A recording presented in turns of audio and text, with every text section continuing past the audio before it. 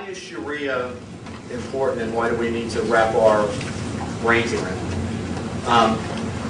For probably, I want to say at least the first 10 years or so after the bombing of the World Trade Center, and my background is I prosecuted people in connection with the World Trade Center bombing. The bombing happened in February of '93, and shortly after that we had a plot to bomb New York City landmarks. Very shortly after they actually took out the Trade Center, they wanted to take out the Lincoln and Holland tunnels, the FBI's Lower Manhattan headquarters, and if this gives you some read on the jihadist mind, they also wanted to take out the UN because, as we all know, it's a tool of the United States. But in any event, I think because that's the way that jihadism presented itself to us, our focus from the beginning has been on, obviously, the people who carry out terrorist attacks, the frontline troops of the jihadist movement. And I think the big debate that we've had is what's the best way to deal with that, because it's been the most immediate threat, it's the most deadly threat. So to the extent that we've focused on it at all, most of what we focused on is, should we regard this as a criminal justice problem, or is it a different kind of a challenge? The fact that we have dealt with this in terms of terrorist attacks, I think has obscured the reality that's beneath the terrorist attacks. It was gospel when I was at the Justice Department that we didn't care what people thought or what they believed in. We weren't particularly interested in what the ideological motivations for terrorism were. The only thing we cared about is if you were either planning to or actively carrying out a terrorist attack. And if you weren't, virtually if you were not in the process of blowing up a building, you were a moderate. Because we didn't want to look at radical Islam, we didn't want to understand it. It's really, if you talk to military and intelligence people, very counterintuitive. They will tell you the first thing, the most important thing when you're confronting an enemy is to know the enemy, to study the enemy, to be able to try to anticipate what the enemy will do next. We're fighting this war, vast actors. We're trying to deal with attacks as they come up, and we're studiously closing our eyes to what it is that motivates the attacks.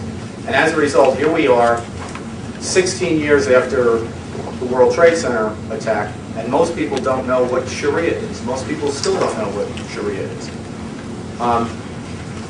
Another problem that we've had in the first 15 years of dealing with this is that jihad is a term which is subject to multiple interpretations, particularly when you're dealing with people who are either self-styled moderates or reformers or apologists for Islam and radical Islam.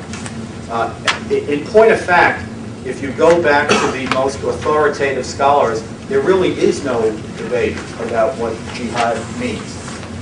Jihad was always a military mission to spread Islam.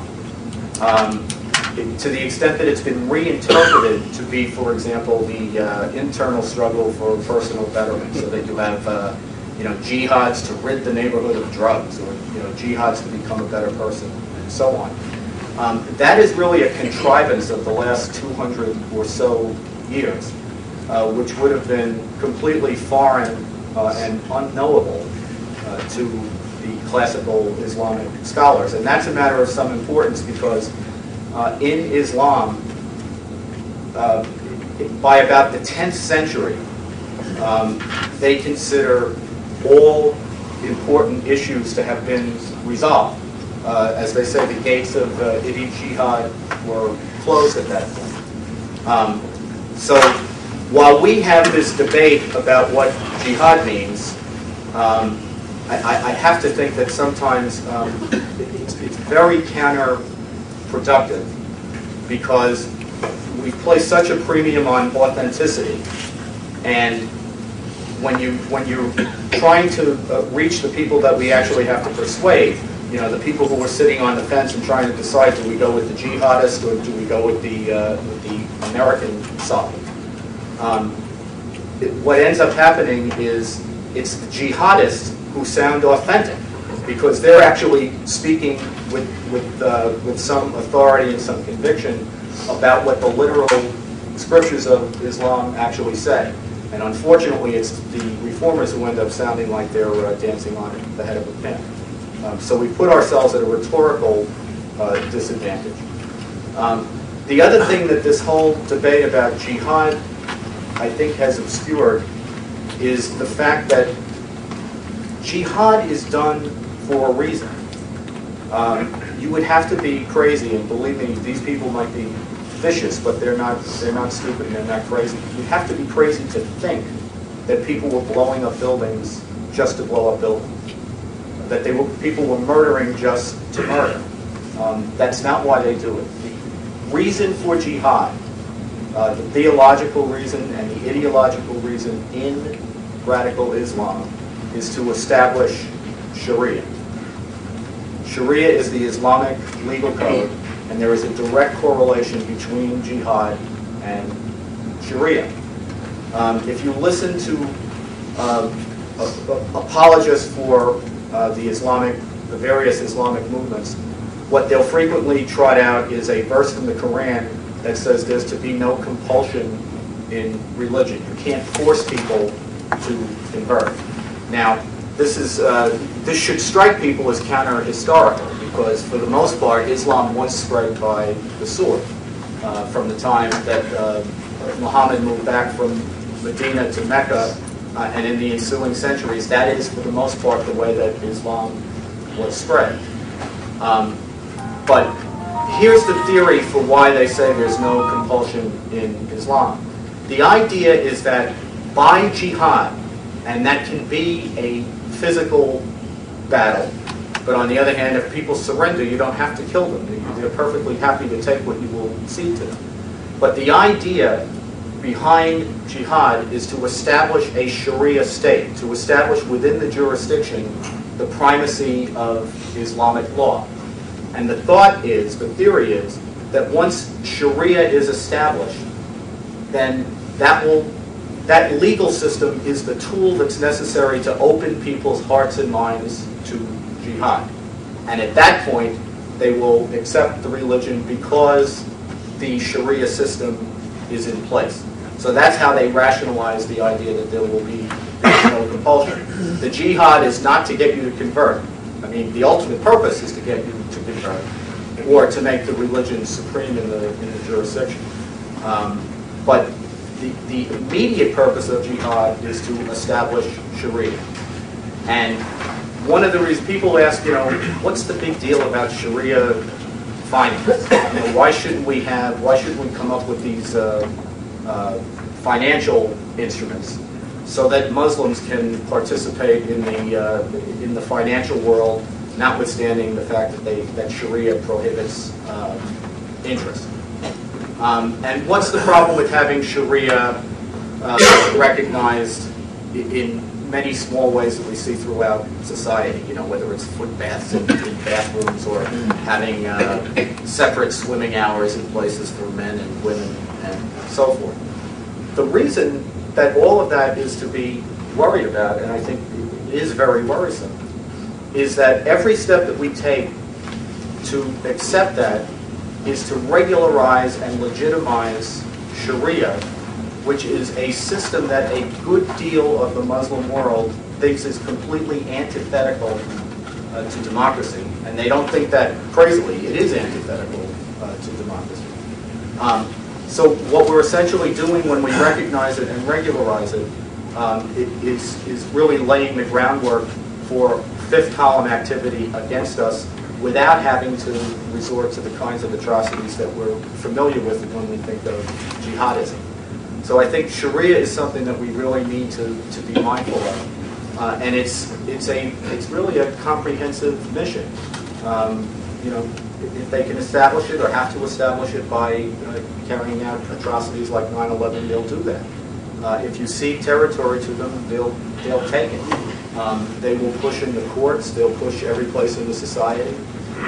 Terrorism is only one part of it, and that's why I think it's so foolish on our part as a matter of policy to close our eyes to the ideology that motivates the jihadist activity that we've seen, particularly in the last 15 years. Because if we don't understand what drives it, then we're not going to see where we're threatened in all these varieties of the way the threat presents it.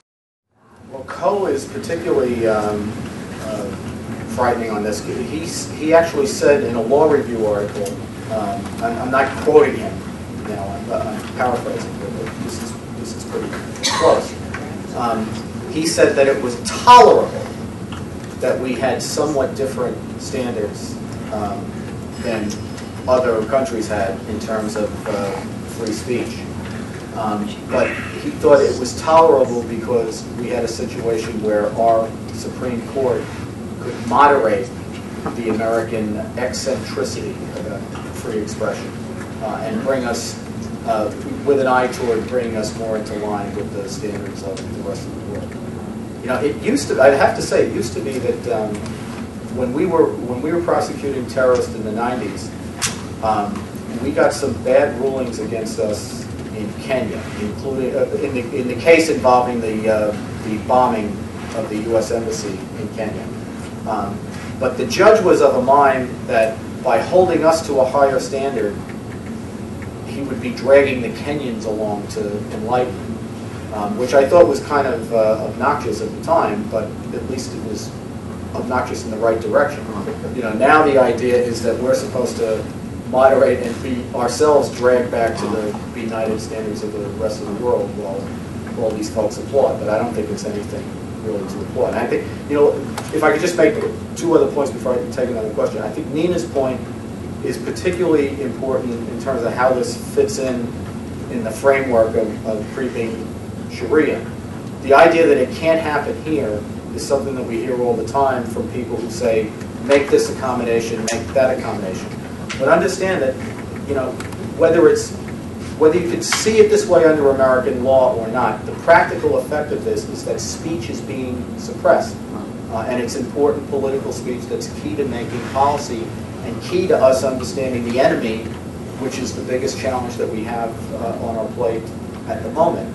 And once you get inured to the idea that speech can be suppressed, what happens is they then make the next gradual move. So the next thing will be speech codes, like they have in Canada, and the next thing will have, you know, the Supreme Court reinterpret what hate speech means.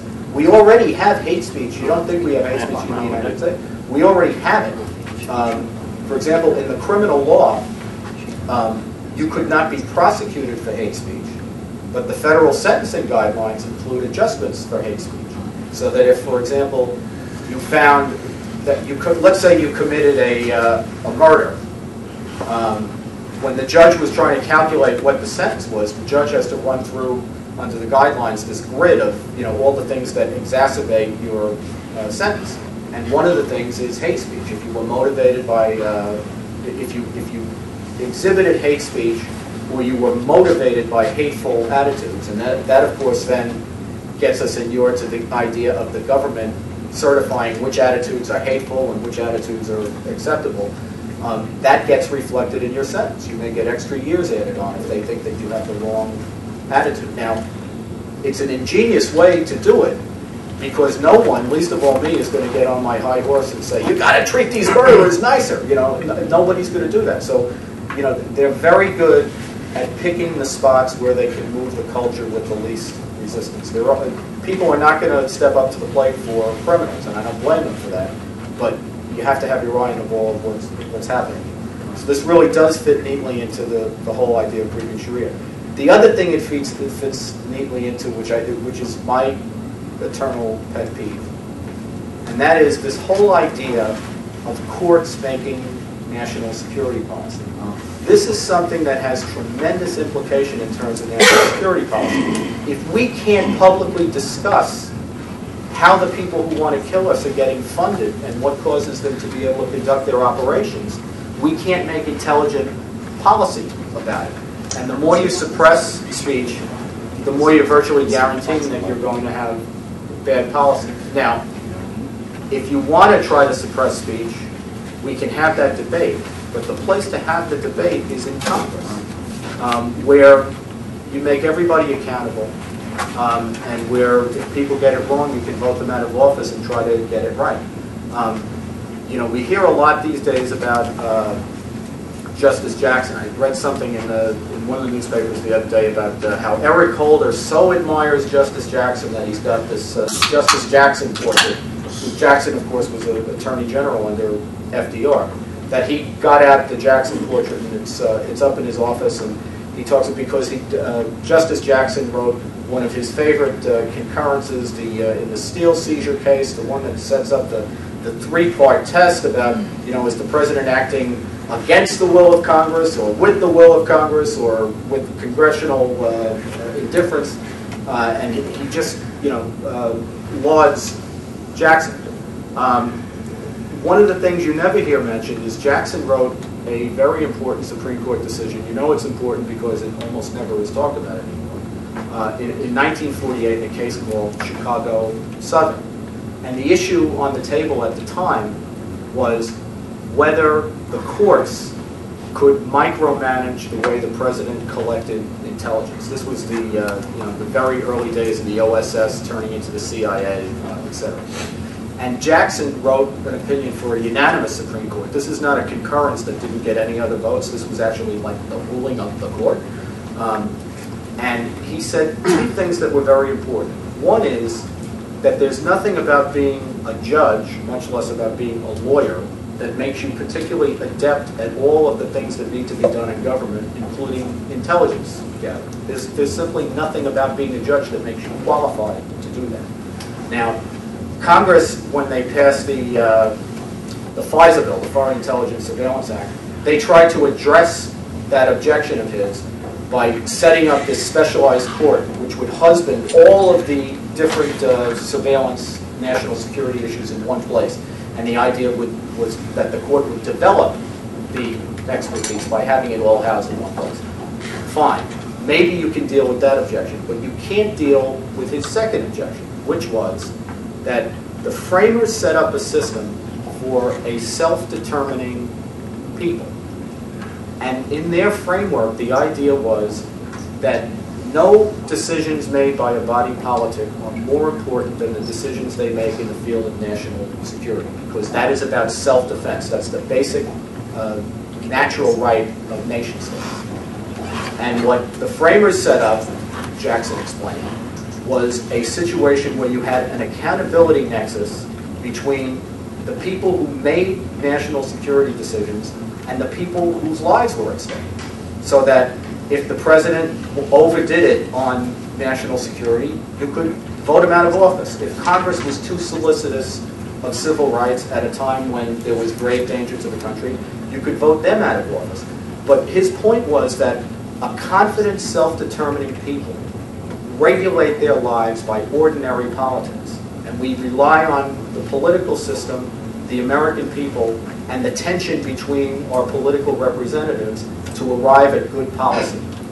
If you take those issues away from Congress and the president, and you give them to the courts, what you're doing is you're taking the issues that are more important than any other issue that you face as a people, and you're putting it in the hands of the insulated branch of government that has no political accountability, and that actually is hardwired to ratchet up due process for the litigants in front of it, rather than take into account the challenges that are faced by the American people, because they have no institutional role in national security. So we shouldn't at all be surprised by what's happened, I think, particularly since 2005 and that run of cases. Because if you're going to let the judges do your national security, and you can't vote them out of office if they get it wrong, and you know that their expertise is not national security and what is needed to keep the nation safe, and their responsibility is to the litigants in front of them, what you're going to get is more justice for Al-Qaeda and less protection for the American people. It can't happen any other way. We had it was a decision that was made by this government after, not this government, by the last government, by the last administration, right after 9/11, as we ratcheted up a military response, to make as clear as we could make to the Muslim community in America that we were not at war with Islam. And in every phase of opportunity to test that proposition, we have said that we're not interested in ideology, to the point where, Condi actually, toward the end, she gave Islam a promotion at the iftar dinner that we now have. I'm sure we have in New York too, but in Washington they now have an iftar dinner every year to mark the end of Ramadan. Right. It was written very well. Yeah, but Condi actually gave them a promotion. Islam heretofore had been, or theretofore had been known as the religion of peace. Condi said, we all know that Islam is the religion of peace and love. So, yeah, and I'm not saying that you have to go out of your way to be provocative, but it's a little much after a while. We convicted, in 1995, we convicted the blind sheikh by reading that stuff in court. That's how we convicted him. No, I'm serious. I mean, his commands to jihadist violence were always couched in usually lengthy sermons that had all kinds of scriptural references to them. The way we convinced the jury to, I mean, look, this is a guy who never in his life shot a weapon, built a bomb. He couldn't do any of the stuff you have to do to carry out terrorism. His sole and only connection to terrorism, which makes him, like, as they used to say, the emir of jihad. That's how he was known internationally.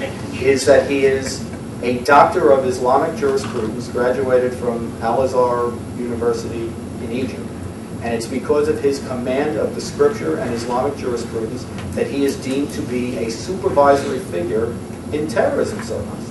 And the only way we convicted him, we certainly couldn't show the jury, here's who he shot, or here's, the detonator.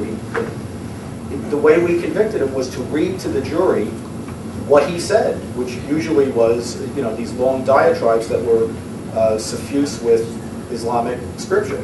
And now here we are, 14 years later, and instead of convicting people by reading that stuff, you actually can be sued or even prosecuted in some jurisdictions for uttering the very same things that we wrote to the jury. We have to obviously roll back a lot of what's rhetorically gone wrong since 9/11, which is not easy. After you tell people for 8 years that Islamic ideology is not a problem, it's hard to tell them it's the biggest problem. But leaving that aside,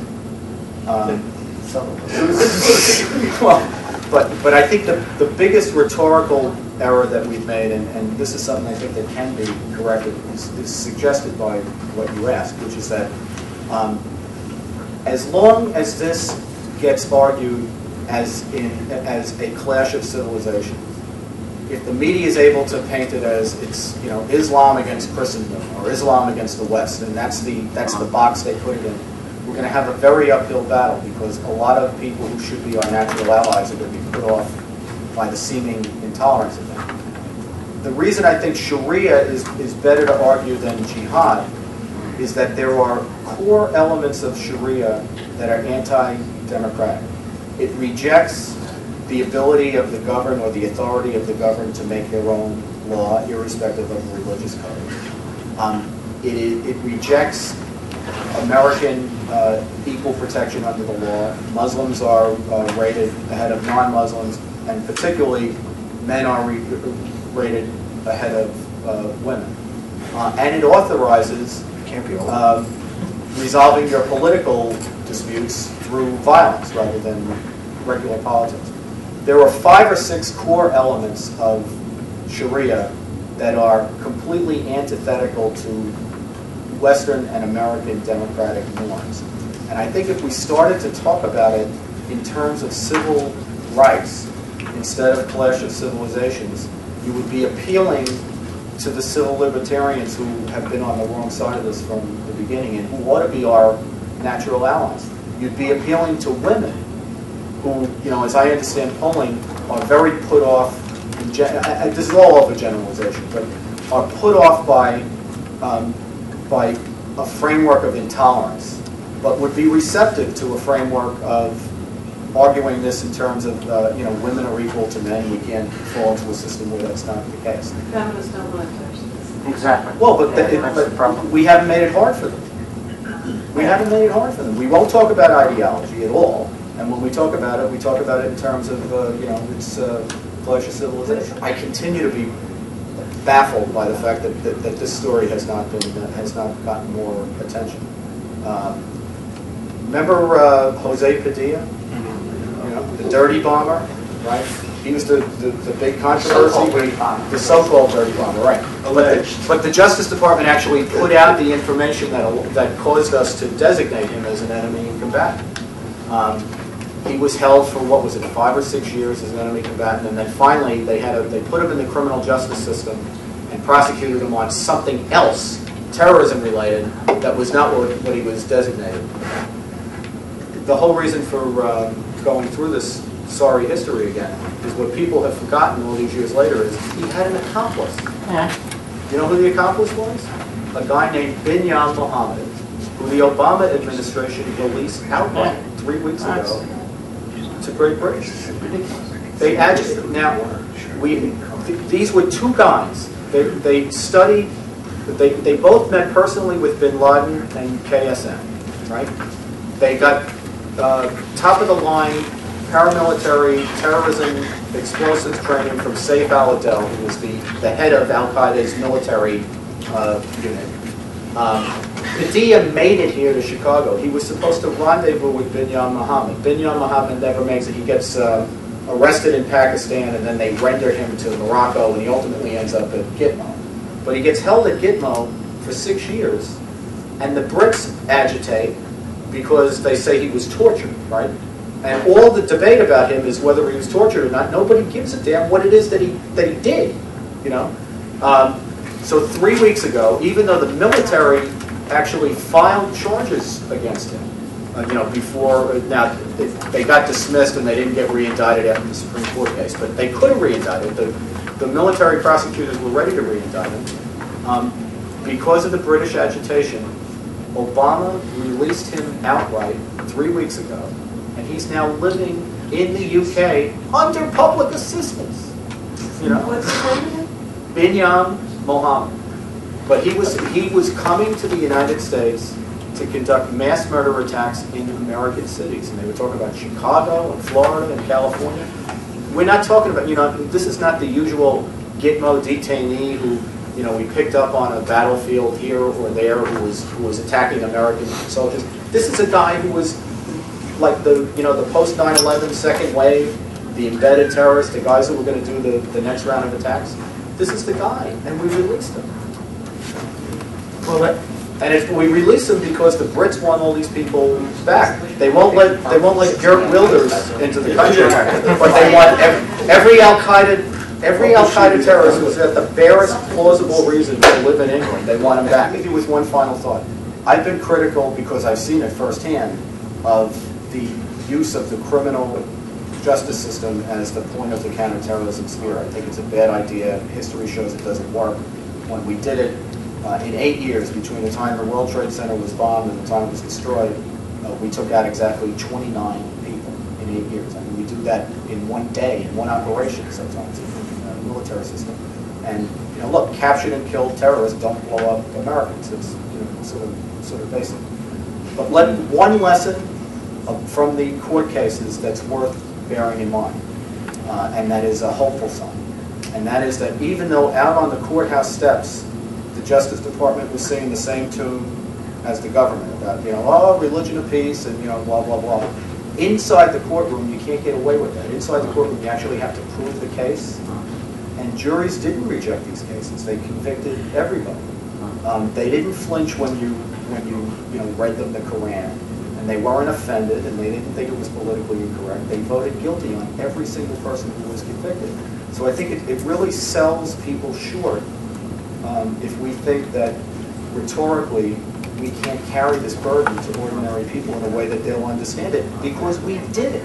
you know, the one good thing you can say about the courtroom is it's a real crucible for what happens when you actually present people facts.